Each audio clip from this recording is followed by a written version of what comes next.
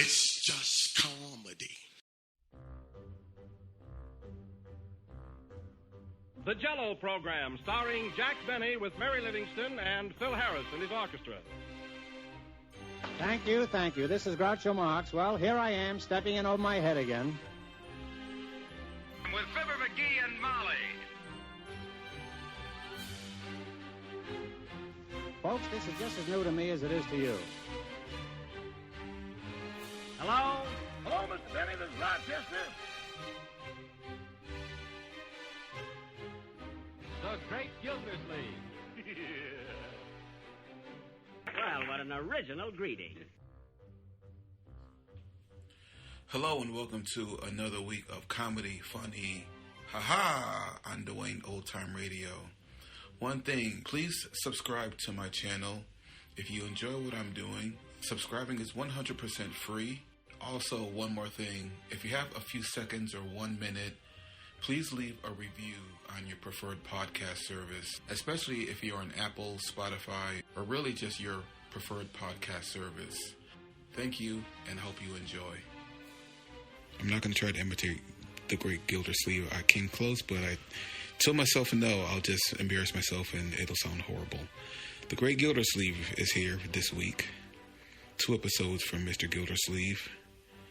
Their 8th episode, School Pranks, October 19th, 1941. Their 9th episode, A Visit from Oliver, October 26th, 1941. Kraft presents The Great Gildersleeve.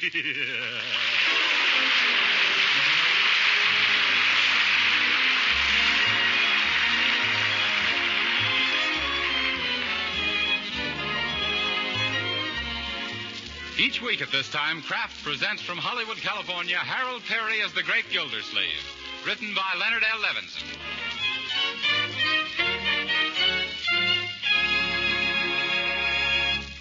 We'll hear from the Great Gildersleeve in just a moment. But first, I want to remind you that these are challenging days for every one of us. It's our duty to produce more to help meet our country's increasing needs. And that takes plenty of good food, as you wise homemakers know. Wholesome, nutritious food that provides the energy and nourishment your hard-working, hard-playing family needs. That's why you should know about Parquet Margarine, made by Kraft. Parquet Margarine is a delicious food that's packed full of wholesome nourishment. It's one of the best sources of food energy you can serve. And important to you housewives who know how essential vitamins are, every pound of Parquet Margarine contains 9,000 units of vitamin A, making it a reliable year-round source for your whole family. What's more, Parquet is the margarine with the delicious flavor, whether you use it at the table for baking or for pan frying. So why not give your family the benefit of this grand-tasting, nourishing food? Tomorrow, ask your dealer for a pound or 2 of economical Parquet Margarine, made by Kraft. Just ask for Parquet, P-A-R-K-A-Y.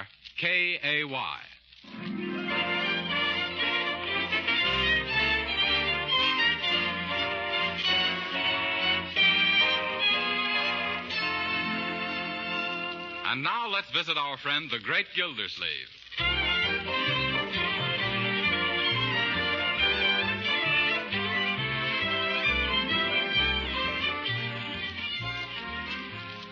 Come on, wake up, Judge Hooker. Pay attention to your checkers. It's your move. I know it, Gildersleeve. I was merely studying the board. What, with your eyes closed? Let's speed this up. We haven't got all night here. All right. There, and there. Now crown me. I'd love to, but I haven't got anything to do it with. Hooker, I don't see how you keep beating me, honestly. In fact, I don't think you do, honestly. Gildersleeve, you're a pushover. You couldn't win a game from a backward baboon with a dozen checkers up your sleeve. I could, too. I wouldn't need a dozen checkers. I'll show you, Hooker.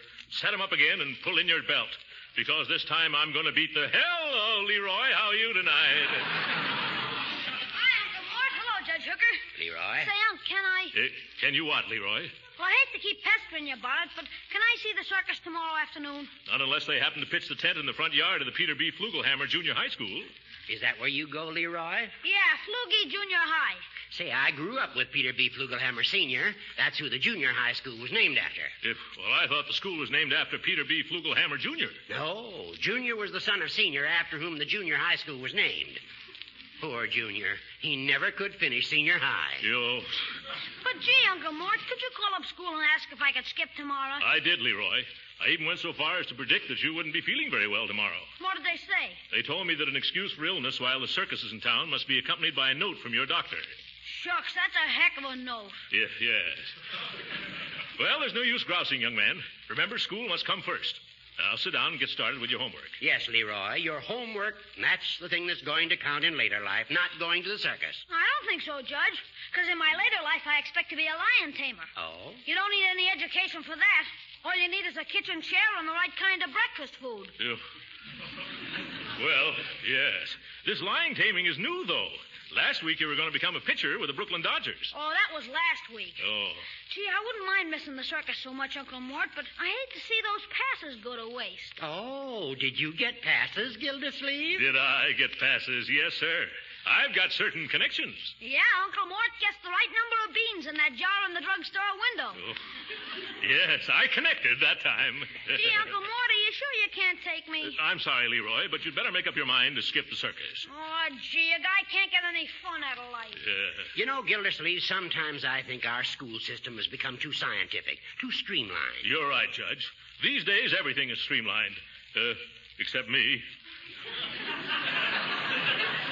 Yes. Things were a lot different in the days when I went to school. What a memory. I sat next to Petey Flugelhammer. Huh? That was long before he was elected lieutenant governor and then named the school after himself. Oh. We had none of this modern stuff like getting a doctor's prescription to go to the circus. Yes, it was the same in my school days, too, Judge. Of course, I'm not as old as you are. What do you mean, Gildersleeve? You were shaving when I was a little shaver. I was not. You were, too. All right. I was always taught not to contradict my elders. Come to think of it, Judge, we kids used to have a lot more fun than modern children have. I can still remember some of the tricks we pulled at school. So do I. Shenanigans, they were called. Yes. I'll never forget the time I dropped a paper bag full of water on the Spanish teacher. Only it turned out to be the new athletic coach. And when he caught me, boy, was he athletic. That's nothing.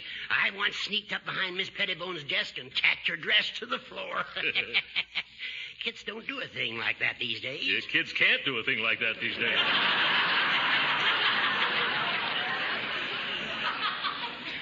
Say, Judge, did you ever put eggs in the principal's umbrella? No, did you? Uh-huh.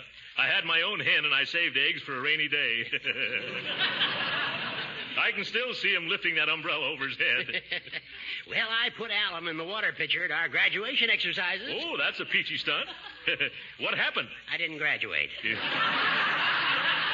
Ah, yes, youth. Sometimes I wish I were a kid again, just so I could pull a few more of those cute little innocent juvenile pranks. Well, they're a thing of the past. Yeah. I never hear of kids doing those things these days. Not enough imagination, I guess. That's right. You know, I remember when a dog and pony show came to our town and all us kids made up our minds to go. You know how we got the afternoon off? No, how? Well, I climbed up on the schoolhouse roof and stuffed my coat into the chimney. Boy, I wish you could have seen that smoke pour in and those kids pour out. Gildy, I'll bet you worked hard. Oh, that wasn't anything. Did I ever tell you about the time we smuggled the horse up in the bell tower at college? Gee, no, Uncle Mort. Tell us about it. Well, I borrowed this. Leroy, I didn't know that you were still here. Sure, you told me to do my homework. Say, did you ever do any homework, Uncle Mort? Stacks of it. Gee, when did you find the time? Didn't it interfere with your jokes? Now see what you've done, Gildersleeve, giving the boy a wrong impression of our childhood. Me? You started it, tacking teachers' skirts to the floor. And you, a Superior Court judge. Aren't you ashamed? Well, how about you, egging the principal on and trying to brain everybody with bags of water? What do you mean, everybody? Just our Spanish teacher, Miss Olafson, that's all. Now, Leroy, don't get us wrong. Judge Hooker and I were merely reminiscing about an era that doesn't exist anymore. I'll say it doesn't. You couldn't get away with those corny gags today. Those gags weren't corny, Leroy. They were mighty clever. Huh? Oh, yes. They were terrible. The big kids made me do them. I'm ashamed of myself. Aren't you, Judge Hooker? Yes, I was a bad boy. You see, Leroy? Gee, you two treat me as if I was 12 years old. You are 12 years old, Leroy. Sure, I know it, but I don't like to be treated that way.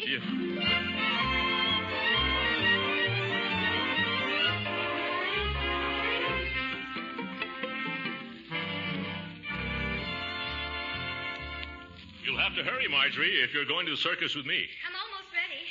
What's the rush, Uncle Mort? Well, I'd like to get there on time for once. No matter when I start, it seems I always arrive in time to get caught in the opening procession. One year, a hippopotamus chased me around the ring twice and I never did find my seat. It's too bad Leroy couldn't get off from school to come with us. Yes, the poor boy. Well, we'll bring him back a red balloon and a little whip with a tassel. Hey, anybody home? Hi. Leroy! Gee, I'm glad I caught you before you left for the circus. Leroy, what are you doing home at this hour? School was dismissed just now. Come on, let's go to the circus. By the way, Leroy, why were classes dismissed? Well, you might call it an accident. Accident? What was the accident? Oh, nothing serious. Then what was it? Oh, it seems they had to get all the students out quick on account of all the rooms had to be aired out. Aired out? They did? Why?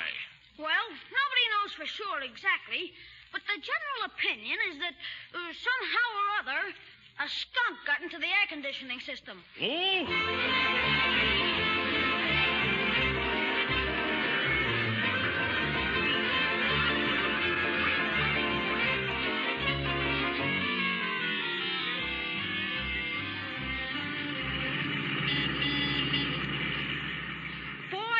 Circus swell. The best I've ever seen. How did you like the fellow who did the swan dive into the tank of burning gasoline, Uncle Mort? I liked him, but I don't think Secretary Ickes would.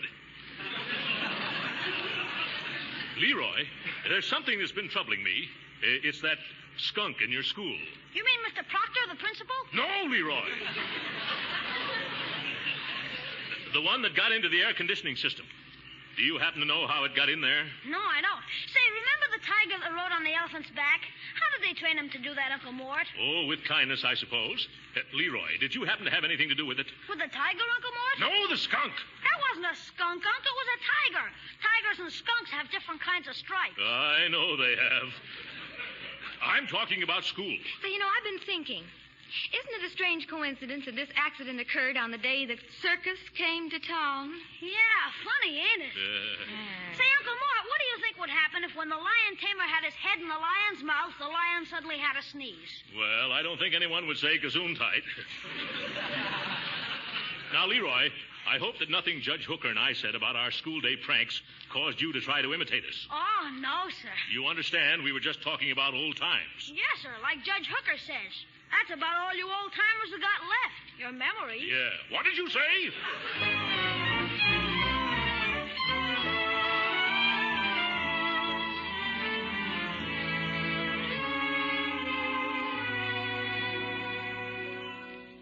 Good afternoon, Bertie. Is Leroy home from school yet? Well, let me look in the refrigerator. No, sir.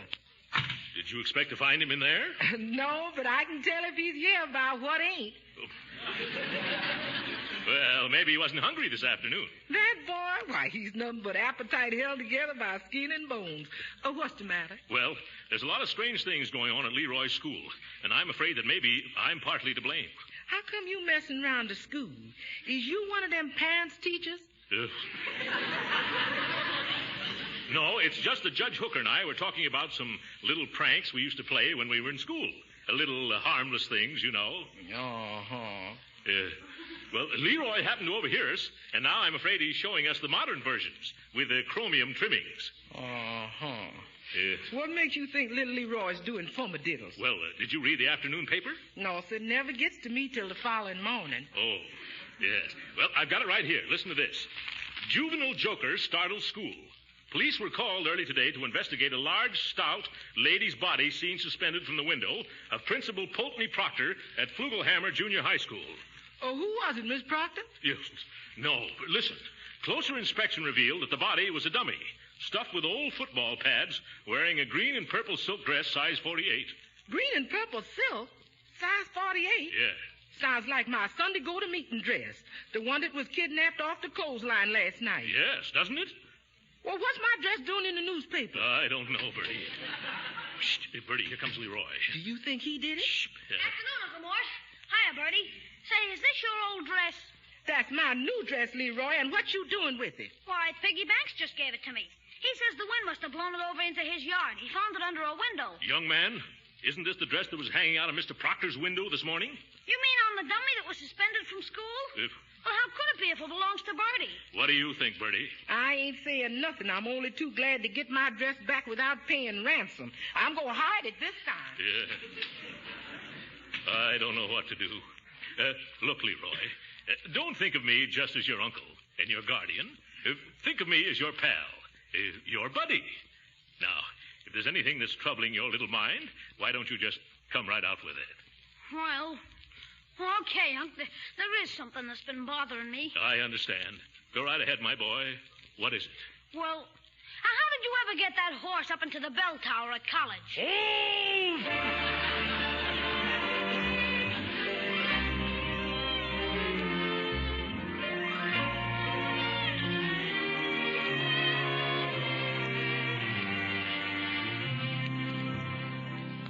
The reason I asked you to come here tonight, Judge Hooker, is because you and I are turning Leroy's school topsy-turvy. Why, I haven't been near the place. We've been doing it by remote control.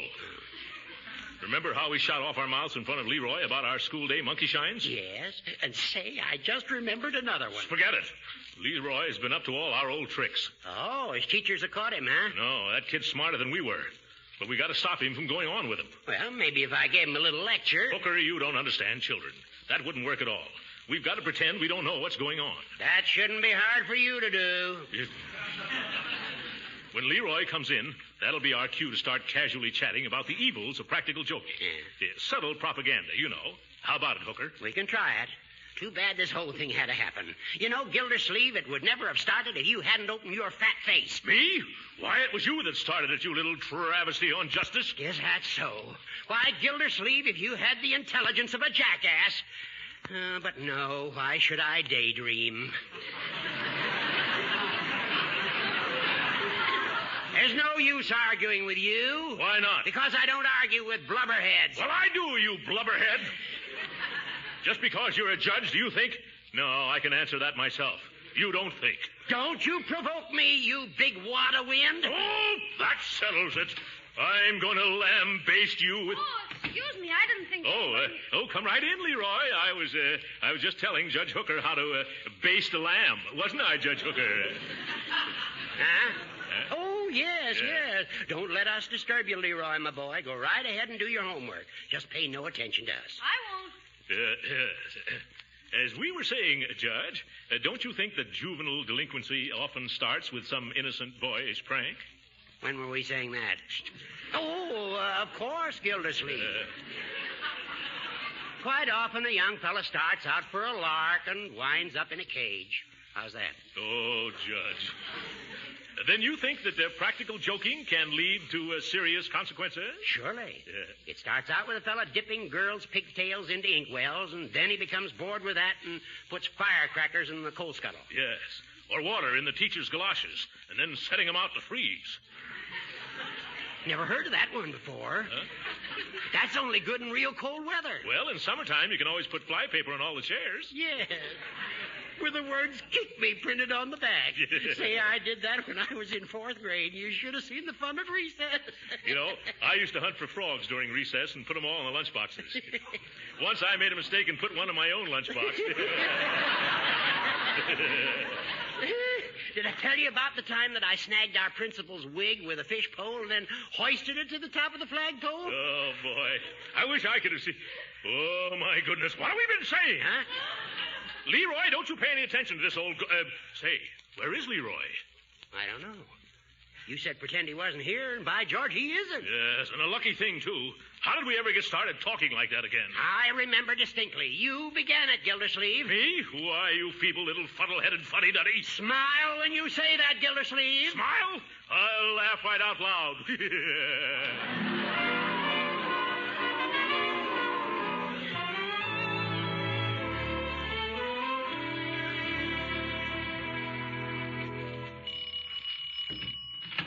Hello, Marjorie. Hello, Pierpont. I came to see Meatball. Who? Meatball. You know, Leroy. Only he don't like us kids to call him Leroy anymore. Like I don't like to be called Pierpont. All right, Piggy. Come on in. Oh, Leroy, Piggy Banks is here to see you. Come on in the library, Pig. It's right that way. Thanks. Well, come on in. Don't be bashful. But your uncle, that's him behind that newspaper, ain't it? What's the matter with him? Oh, nothing. He always does that after dinner.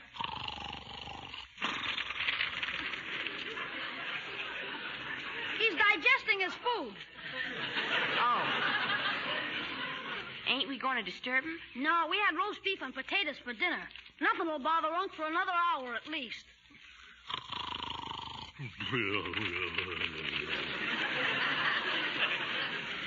Now, let's get going on that history stuff. Well, I know Miss Keller's going to ask us about the vice presidents tomorrow. Are you sure? Sure, I'm sure. She's going through the book exactly the way she did last year, the first time I took the course. Okay, I think I got it memorized. But is she going to ask us the names of all the vice presidents? She did last year. I kept a diary. All right, but gee, what a question to ask. Well, you check the list and see if I get them right. Shoot. John Adams, Thomas Jefferson, Aaron Burr, Aaron Burr. You said that. Say, Meatball, what do you think of the stuff that's been pulled off at school lately? Oh, I don't know. What do you think of it? Oh, I don't know. Have any idea who's doing it? Gee, I don't know. You got any idea? Well, I don't know. Who do you think? I don't know. Let's get back to the vice presidents. Okay. Shoot. John Adams, Thomas Jefferson, Aaron Burr. Say, I wonder who put the iron sulfide in Miss Keller's inkwell. How'd you know it was iron sulfide, Meatball? Shucks, anybody knows that's the stuff that puts the smell in inkwell. You know who pulled that one, Piggy? Let's get back to vice president. Okay. John Adams, Thomas Jefferson, Aaron Burr. Gee, I don't know what good knowing the vice presidents is going to do a guy who's going to be a stuntman in the movies. I thought you were going to be a lion tamer. Well, lion taming's just one of the stunts I'm going to do. Talking about stunts, did you hear about the one somebody just pulled tonight over in the schoolyard? Which one's that? I bet you know about it already. Well, maybe I do and maybe I don't. I ain't saying. What are you talking about? Oh, about what they did to old man Flugelhammer's statue. Somebody dressed him up in a set of red flannel underwear and a corset. No kidding. Yeah. Boy, if they ever find out who did that, they'd be expelled from school pronto, I bet. Let's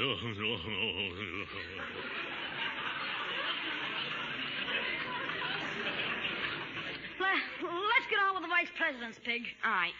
Say, could I borrow a glass of water? We had corned beef for dinner. Sure. Come on out in the kitchen. I'll get it for you.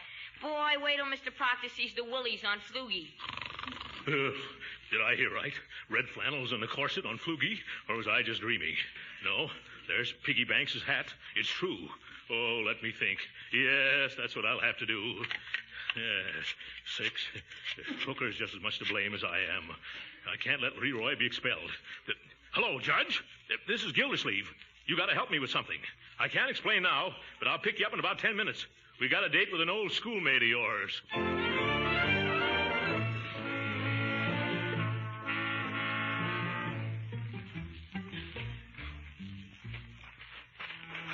You sure this is the right part of the schoolyard? Why, of course. Not so loud, Gildersleeve. Oh. I'm a Superior Court judge. Can you picture what would happen if I'm caught? Yes, scandalous, isn't it?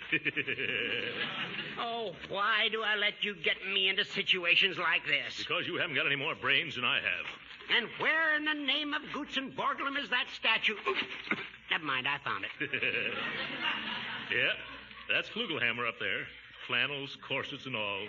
Let's not hang around here all night, Gildersleeve. Come on, I'll boost you up. Well, wait a minute, I take this top coat off. All right. Yeah, there, that's better. All right, get down now. Upsy daisy. Oh, my poor back. You'll cave it in. Push my other foot up, Judge. I will if you take it out of my hip pocket. Yeah, there.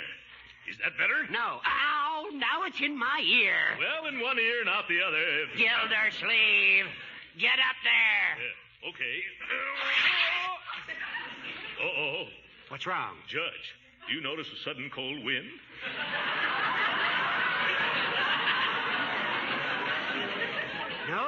Can't say that I do. Which way is it coming? Up.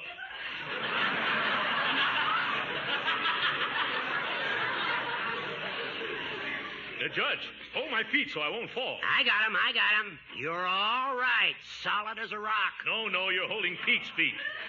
What? The flat-footed flugelhammer. Yeah, that's better. Now I can get to work. I wonder where Leroy ever found this corset. Make it snappy, Gildersleeve. Who do you think you are, Gypsy Rose Lee? Yep.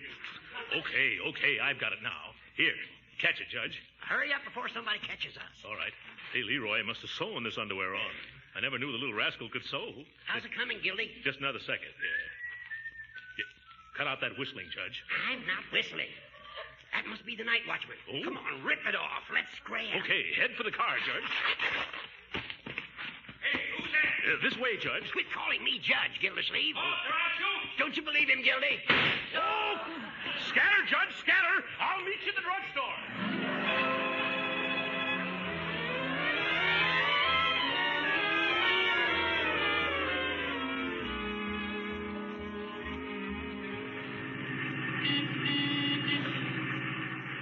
I wonder why the principal sent for us, Uncle Mort. Well, now, you let me handle the whole thing, Marjorie. Do you think that Leroy might be in some trouble? Well, I didn't want to tell you, Marjorie, but your brother has turned his school into a midget version of Hellzapoppin'. Leroy?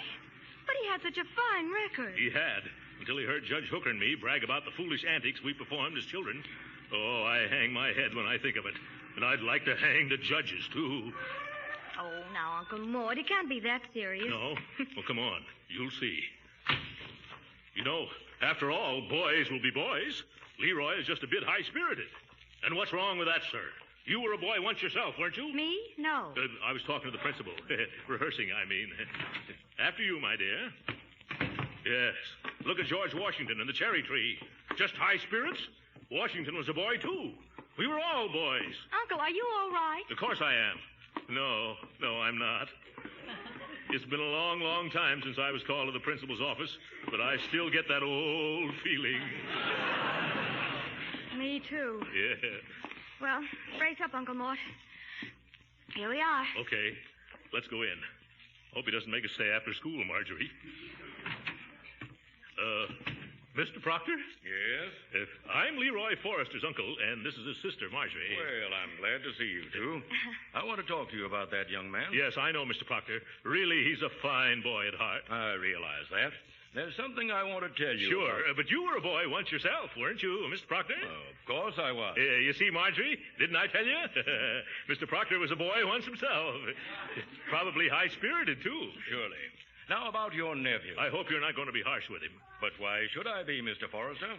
Excuse me, my name's Gildersleeve, Throckmorton P. Gildersleeve. Glad to meet you, Mr. Did you say Gildersleeve? Yes. Did I say something wrong? That happens to be my name. And does that happen to be your top coat hanging on that hook? Where?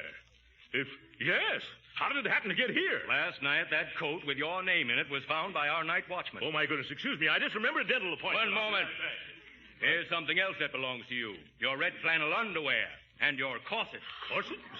Why, Uncle Mort, I don't understand. Neither does Mr. Proctor. I understand only too well. Aren't you ashamed of yourself? A grown man, a big, fat, grown man, going around at night putting union suits on statues. Uncle Mort, what is this? Now, can't you explain? Sure, if I can get a word in edgewise. Actions speak louder than words, Gildersleeve. It's a lucky thing for you that Leroy Forrester is your nephew. It is? Yes. I'd expose you in a minute, but I don't want to spoil Leroy's big day. Leroy's big day? Oh, what has he done now? That's why I sent for you. Today, he's going to be presented with the Chamber of Commerce Medal as the outstanding student in Flugelhammer Junior High School. What? Leroy? Well, I knew it all along.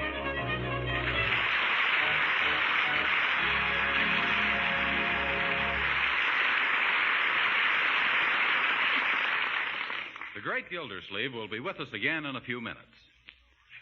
But right now, I want to ask you, what is the most welcome compliment a hostess can receive? Well, I'm told it's sincere appreciation of the dishes she serves. Comments on the lightness of her cakes, the flakiness of her pie crusts. Exclamations on how downright good everything tastes. So here's a tip for you housewives. For baking that's sure to win compliments, use delicious parquet margarine made by Kraft. You see, Parquet margarine is a genuine flavor shortening, not a bland, tasteless fat. Yes, the same delicate, appetizing taste that makes Parquet margarine so delicious for table use gives added flavor to baked foods, too.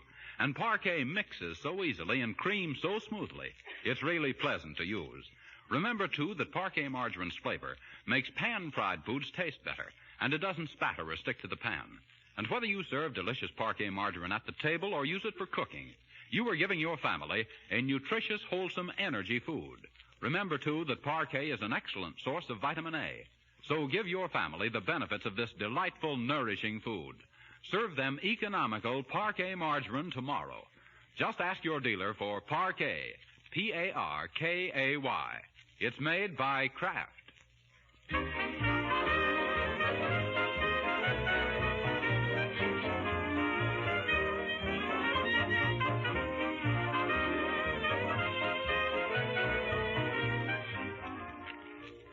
That's a beautiful medal, Leroy, and I'm mighty proud of you. But won't you answer just one question for me, my boy? What is it, Unc? Who was responsible for all those escapades around your school? Now, Uncle Mort, I positively don't know. What's more, I don't want to know. And even if I did know, you don't think I'd squeal on my pal Piggy, do you? You're a bright boy, Leroy. Good night.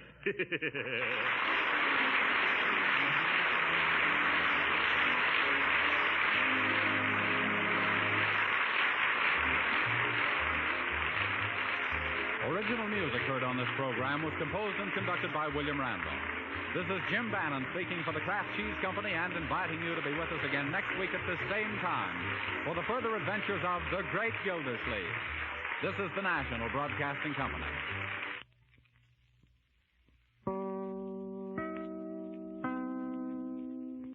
Kraft presents the Great Gildersleeve.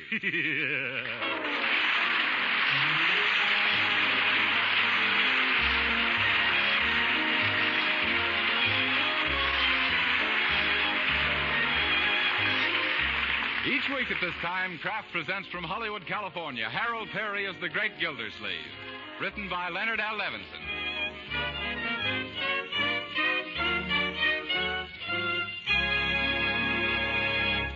We'll hear from the Great Gildersleeve in just a moment. But first, here's what a prominent government official said about nutrition not long ago.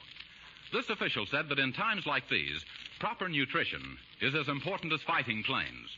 Yes, we all need the right foods and plenty of them to keep up the pace our great defense effort demands. So you'll be glad to know that Parquet margarine, made by Kraft, is one of the right foods, and that it's so economical you can use all you need. You see, Parquet margarine not only has delicious flavor that makes it grand for table use, baking, and pan frying, Parquet contains lots of valuable food elements, too. Yes, wholesome Parquet margarine is a highly nutritious food. In fact, one of the best energy foods you can serve. And what's more, every pound of Parquet contains 9,000 units of important vitamin A. But just because Parquet margarine is good for you, don't think it isn't good tasting.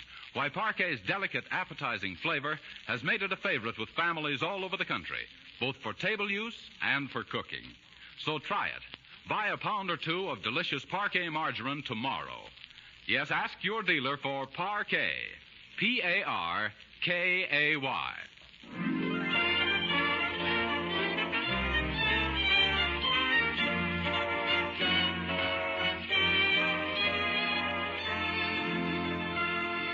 And now let's visit our friend, the Great Gildersleeve, and his niece and nephew, Marjorie and Leroy.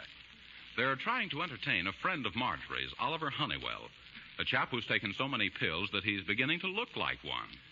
Today, Oliver is the man who came to lunch and stayed through tea and dinner. It's after 9 now, and a quiz game is in progress.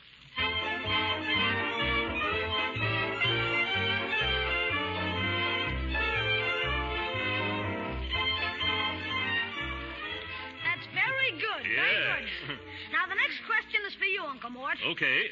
I love quizzes. Let's hear it, Leroy. Well, what's the difference between Niagara Falls and your friend Judge Hooker? There's no difference. They're both big drips. No, that's wrong. Oh, is it? The difference between them is that Niagara is a mountain fountain, and the judge is a legal. Oh, yeah. Well, I see. Now whose turn is it? It's your turn next, Oliver. Boy, this one's a cinch. Can you tell us who was the third Assistant Secretary of Agriculture in President McKinley's administration? Oof.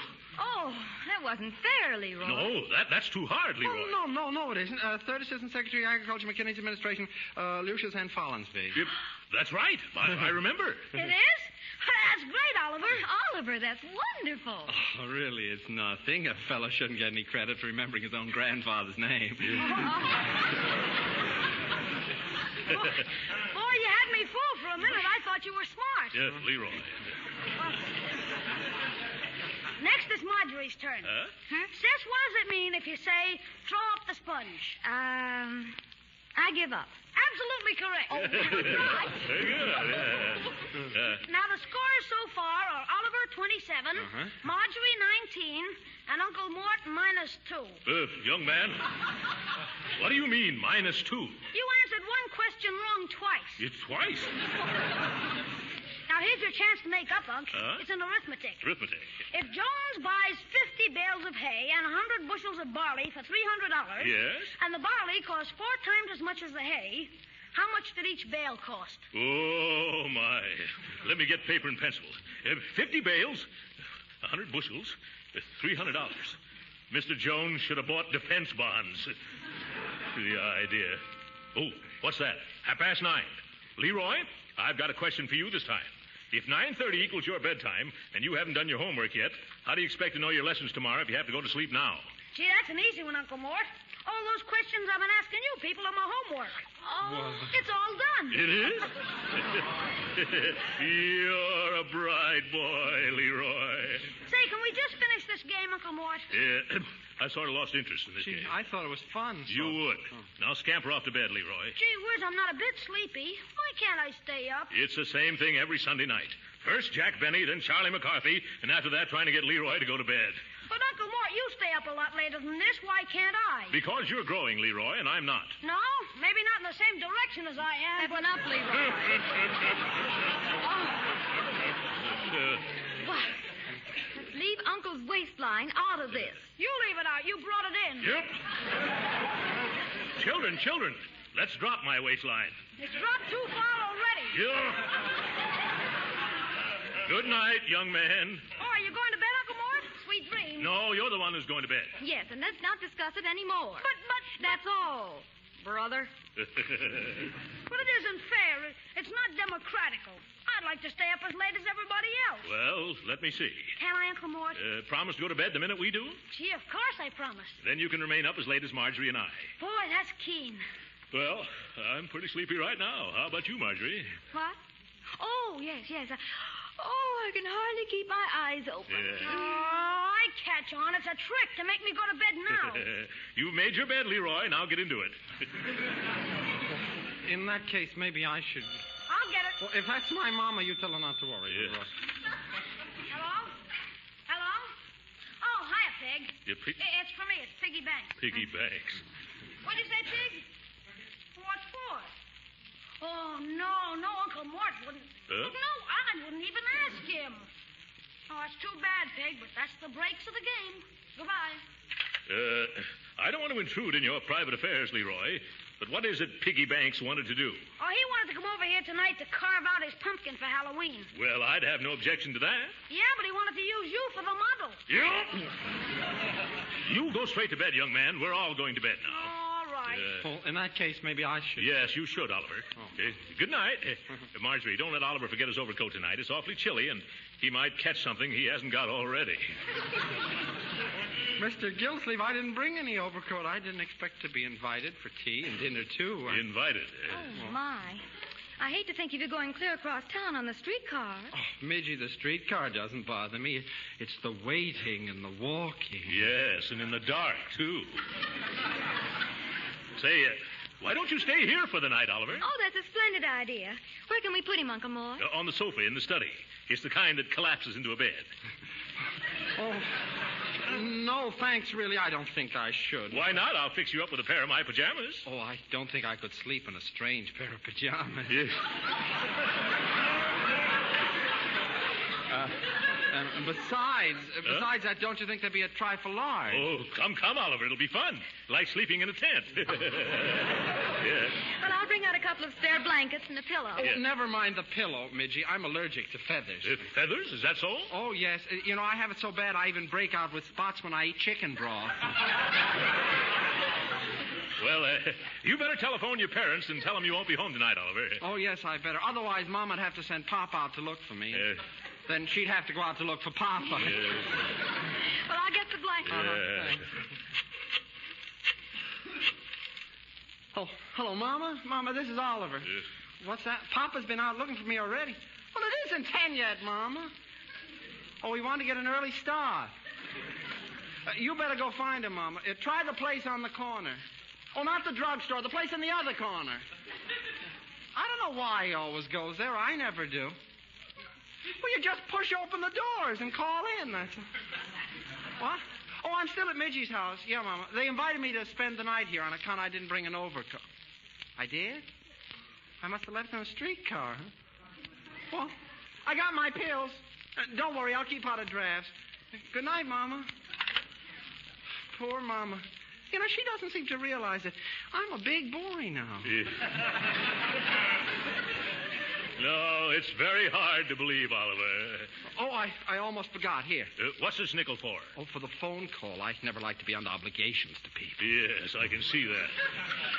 Everything's ready for you, Oliver. Yeah, go right in and make yourself comfortable, Oliver. I'm going to lock up. Oh, be sure all the downstairs windows are fastened, Uncle Mort. There have been some burglars in the neighborhood lately. Burglars? Oh, don't worry, Oliver.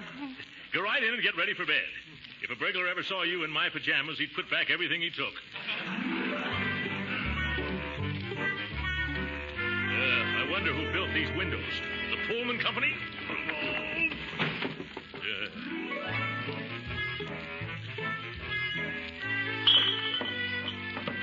Oh, my bunion.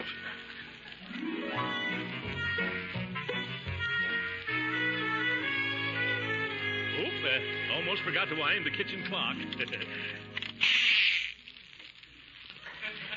Somebody already wound it.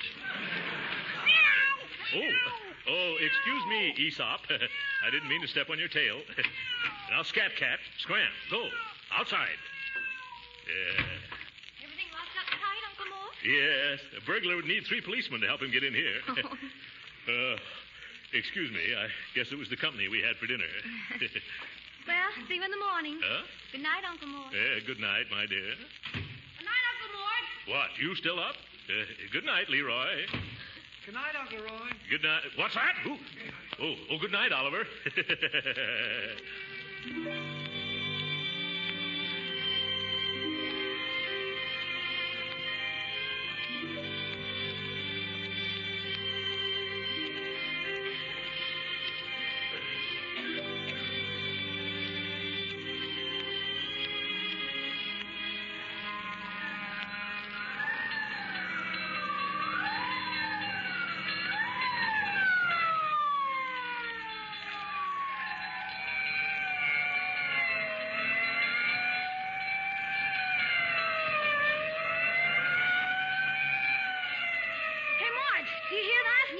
It woke me up.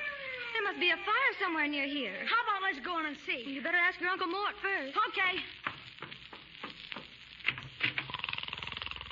Mom and Pop. Hey, Uncle Mort, can I go to a fire? What's that? There's a fire somewhere close. Can I go see it? A fire? Oh, boy, I haven't done one for years, and I just love to go to blazes.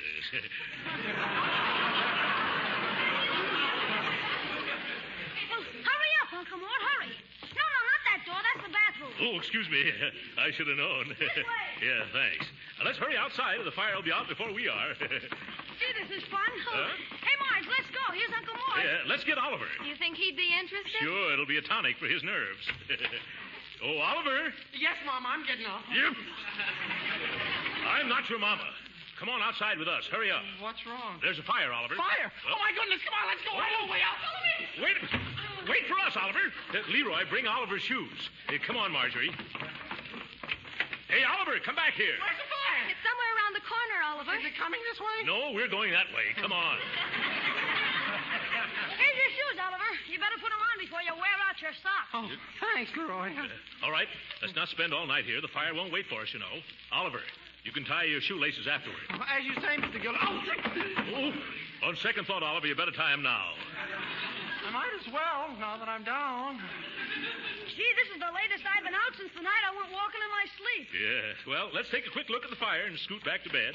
I wonder whose house it is. Well, we'll soon see. I think the engine's right around the corner. They are? Oh, I see a lot of people. Yes, there they are. Gee, look at all the neighbors.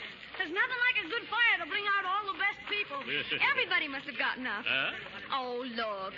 There's Edie Quinn, wearing the same kimono she wore to that fire last year. Yes. Don't be catty. Well, here we are. I don't see any fire. I better find out what this is all about. Let me through here, please. Excuse me, lady. Oh, pardon me, Chief, but could you direct me to the fire? Mister, I wish you could direct me. We can't find it. Oh, well, it may be a little unprofessional, but have you asked anybody? Say, that's an idea. Thanks. Oh, it's all right. Quiet, please. Let's have quiet, everybody. Yes, quiet. Now, did anyone here turn in a fire alarm? Excuse me. I was the one who called. Oh, hello, Mrs. Beasley. Well, where's the fire? Oh, there isn't any fire. My poor little cat is stranded on top of that telephone pole up there. What? Oh, good grief. Madam, do you mean you got us all out of bed and dragged the firemen away from their gin-rummy game just to look at a cat? Oh. Disappointed because someone's home isn't burning down. Huh? I know who you are. You're the man who does want to set the world on fire. Now, see here, Mrs. Oh, this is Mrs. Beasley, Uncle Mort. Mrs. Beasley, this is my uncle, Mr. Gildersleeve. How do you do? Charmed, I'm sure. Now, see here, Mrs. Beasley. What do you mean by waking up the whole neighborhood? Now, take it easy, mister. I won't take it easy. Chief, are you going to waste the taxpayers' money climbing telephone poles for tomcats? Well, what's wrong with that? Well, give me a reason why you should go to all that trouble. Sure, I'll give you a reason. This lady happens to be the mayor's sister-in-law. Just as I thought. Politics. Hey, boys, get out the 40-footer and bring down that cat. Thank you, Chief. I'll see that my brother-in-law hears about this. Yes, and I'll see that the newspapers hear about it, too. I'll write letters to the editors. And I write a nasty letter, madam. And as for you, Chief, you're paid to fight fires, not to go sky-hooting around town all night. Now, I've heard enough out of you, fatso. Yep. If you don't pipe down, I'll turn you over to the police, you big false alarm. I'm a false alarm, you little brass pole polisher. Take off that fireman's uniform and say that. Now, don't get so hot under the collar, beef trust, or I'll have the boys cool you up with a hose. I'm not afraid of you and all your little squirts. You twitch a thumb at me, and I'll push that tin hat of yours so far down, you'll have to breathe through a straw. Well, now you have gone too far. Logan! Yes, Chief? Here, hold my coat. That suits me. Oliver! Yes, Mr. Gildersleeve? Keep off the grass. You'll get your feet wet. Hey, look! Look, they've got the cat down, Uncle Mort. Oh, thank goodness. Where's the lady that owns the cat? Right here, Kelsey. Now I've seen everything. The idea. Using thousands of dollars worth of fire equipment, waking up hundreds of people in the middle of the night just to snag a mangy cat off a telephone pole. Here it is, lady. Safe and sound. Thank you very much. Oh, dear me, this isn't my cat at all. Well, now it isn't even her cat. Lady, if you aren't... Uncle Mort. What's wrong, Marjorie? I'll tell you what's wrong, Mr. Gildersleeve. This is your cat. Yeah. Our cat? Yes. Aesop? Is that a hot one? Oh, my goodness. Let's get home. Come on, children. Come on, Aesop. Goodbye, Chief. Thank you, boys, for doing a noble and humane deed. Go back to bed, you big mattress. Oof. Come on, man, let's go. I don't like the way he said that.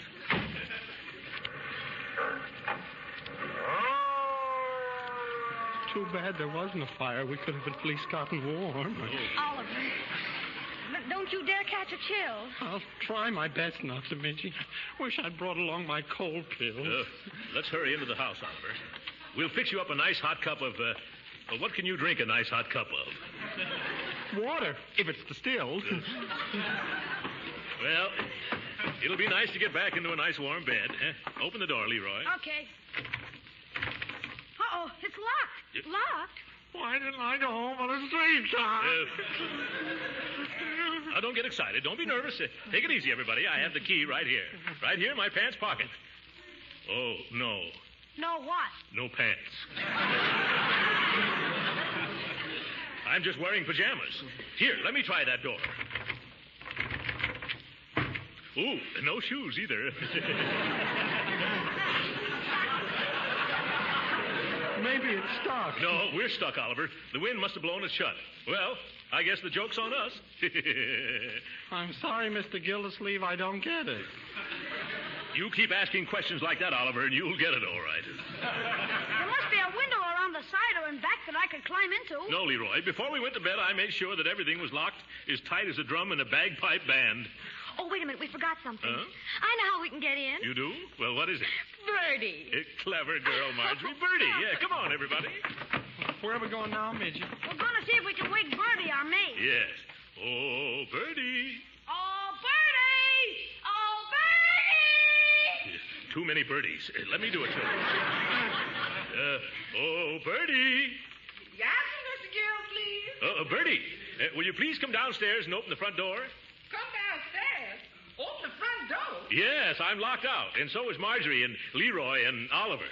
What an unfortunate coincidence. Yeah, Birdie, quit stalling and hurry down here. I would if I could, Mr. Gildersleeve, but I just can't. Why can't you? Because I'm locked out, too. What?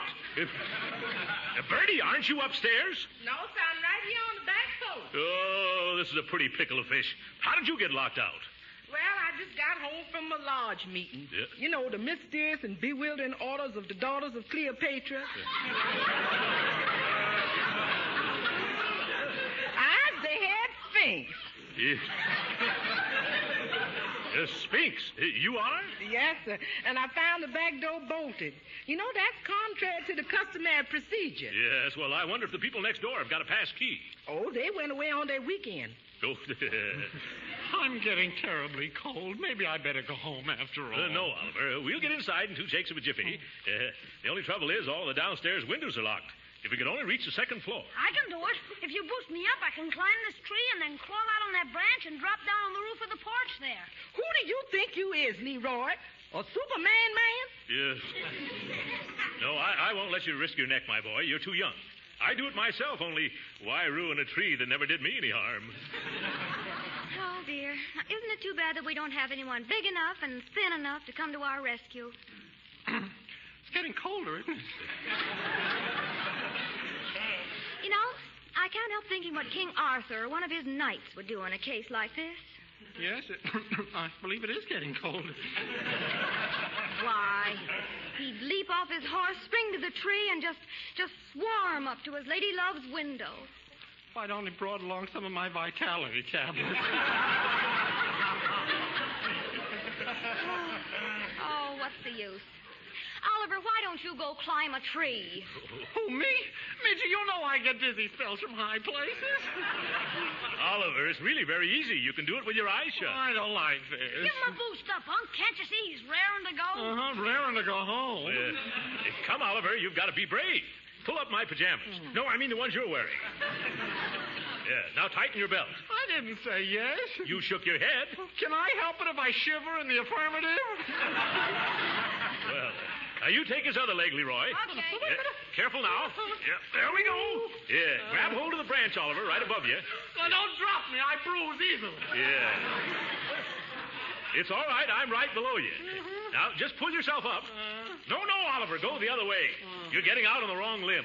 Gee, if I only had my slingshot here, I'd head him in the right direction quick enough. Leroy. Keep going, Oliver. You're doing fine. Oh, what are you stopping for now? The string on my pajamas broke. Oh. I don't know. I'm falling. I made it. I made it. I landed on the roof. Yeah, well, congratulations, Oliver. I never thought you'd make it. How about it, Missy Witchy? Am I as good as any night? Oh, yes, Oliver, you're wonderful. Yeah. By George, for a weeknight, he finished strong on Sunday. All right, Oliver. Now just climb in one of the windows and all our troubles will be over. Mr. Gildersleeve? Huh? I've got bad news for you. What? There aren't any windows over the porch. What? A porch without windows? I never heard of such a thing. Let me look. Well, that's one for Ripley. You better come on down, Oliver. Oh, I can't reach that limb again. Jeepers, we've stranded Oliver. Is that bad? Now what are we going to do, Unc? Well, there's only one thing to do. I've got to get a ladder someplace. And a piece of string. All right, right, Oliver. Oh, hurry, Mr. Gildersleeve. It's terribly cold up here. Yeah. The people in the back's got a nice big ladder. Yeah? Why don't you just pussyfoot over and sort of bar it? Well, thanks, Bertie. I suppose that's all I can do. Children, you just stay where you are. And Oliver, don't go away. Very funny. I'll be back just as soon as I can, Oliver. Fine state of affairs when a man can't break into his own home. Well, that's what you get for chasing fires in the middle of the woods. Oh, it's you, Aesop. Out of my way, you Siamese snake in the grass. Now, let me see. There's a loose board somewhere along this fence. Ah, there it is. Tight squeeze, Throckmorton. You should really cut out the starches. I wonder where that ladder is. It's as dark here as the back of a coal miner's neck. Who's there? Huh? Speak up or I'll shoot. Oh, hello. Don't shoot, Mrs. Beasley. It's only me, Mr. Gildersleeve. What are you doing in my backyard at this time of night? What am I doing here? Oh, yes, we were locked out of our house, Mrs. Beasley. You happen to have a ladder I could borrow? It's in the shed, and the shed's locked. Well, then, if you could find the key and kind of throw it down to me, I'll... Nerve. Waking me up, scaring me half to death, and then having the gall. What did you say, Mrs. Beasley? Wait where you are, Mr. Gildersleeve. I'll be right there. Yeah, lovely woman. A break at last. This time we're all set, T.P. Where are you, Mr. Gildersleeve? Right underneath your window, Mrs. Beasley. Directly underneath? Yes, directly underneath. Well, then, cat.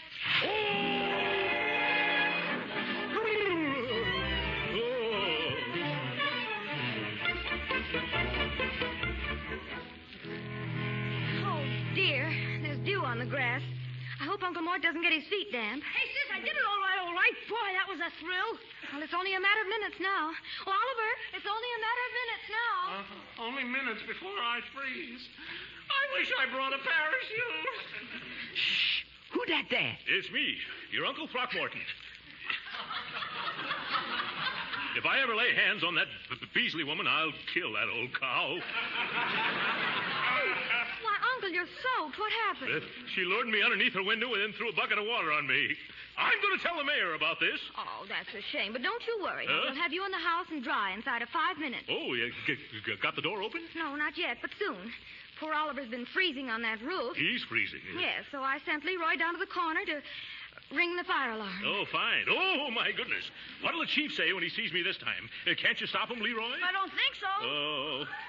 In fact, I'm sure I can. Oh, my. Here we go again. Stop right here, men. Okay, where is it? Oh, hello, Chief. Well, you're just in time. Look. Where? Oh, say, what is this? First a cat on a pole and now a guy on the roof. Who's responsible for this call? Well, it was like this, Chief. Well, if it isn't the taxpayer's best friend and the fire department's severest critic. Huh? Hi, Mr. Gildersleeve. Yeah, hi. Been writing any letters to the newspapers? No. Now, stop teasing, Uncle Mort, Chief. He's just soaked to the skin. Yeah, and that takes in an awful lot of territory. Yeah. How about saving those cracks for the fireman's minstrel show and getting our front door open? Oh, is that what you want? Well, why didn't you say so? Hey, Max, bring an axe. We've got a door to chop down. No. Can't you just send up a man and a ladder to one of the windows on the second floor? Oh, never mind the axe, Max. Bring a ladder. Okay. Say, Chief, there's a cellar door open around on the other side. The cellar door's been open all this time? Oh, I could kick myself. We could help you with that, too. Yep. Thank you just the same, no. Say, boys, I'm awfully sorry about this whole thing. Let me make some amends, huh? How about you all coming in for coffee and sandwiches? Huh? Won't you? Come on. Just for good old Gildersleeve, huh? Okay, sure. Yeah, come on.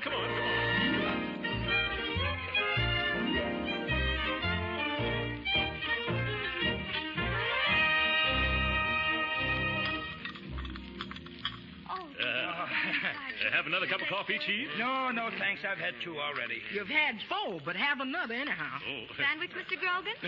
No. I'm full clear up to here. Incidentally, I made sure that cellar door was locked tight this time. Thanks, Mr. Grogan. Well, this has been swell, Mr. Gildersleeve, but now we'd better be getting back, boys. Hey, you guys in the kitchen, let's get wheeling. Okay, Well, goodbye, boys. Thanks for everything. And if I ever have a fire, you'll be the first people I'll call in. I like firemen. Say, Uncle Mort, can I go out and watch them leave? Sure, we'll all go out and wave goodbye to them. Come on, Marjorie.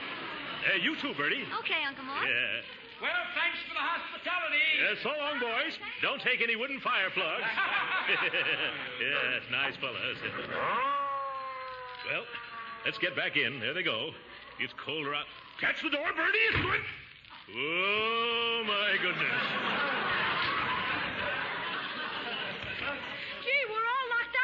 Yes, this is where we didn't come in. Isn't anybody ever gonna get me down off this roof? Oh, Oliver!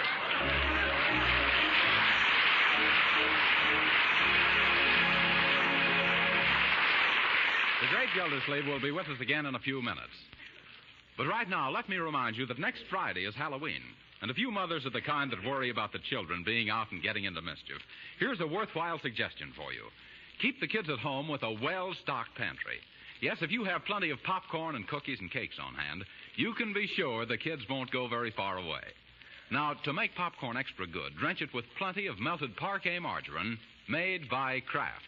Yes, that delicate, tempting flavor that makes parquet a favorite for table use makes it delicious on popcorn, too. And remember, use parquet margarine in the cookies and cakes you bake. It makes them tastier because it's a real flavor shortening, not just a bland, tasteless fat. And not just at Halloween, but the year round, parquet margarine provides your family with wholesome, nourishing food values. Yes, parquet margarine is a highly nutritious energy food that contains important vitamin A. So use parquet margarine made by Kraft all three ways. At the table, for baking, and for pan frying. It's delicious, it's nourishing, it's economical. Tomorrow, ask your dealer for a pound or two of parquet. P-A-R-K-A-Y.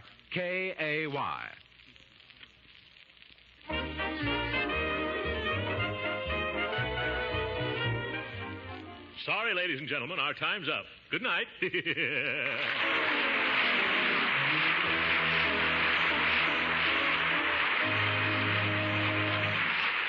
Original music heard on this program was composed and conducted by William Randolph. This is Jim Bannon speaking for the Kraft Cheese Company and inviting you to be with us again next week at this same time for the further adventures of the great Gildersleeve. This is the National Broadcasting Company.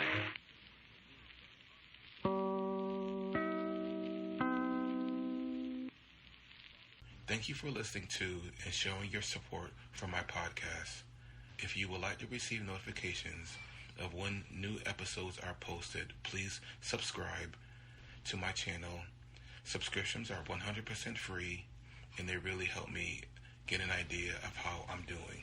Well, hope you enjoyed, and until next time, stay safe, wish you well, and as always, peace.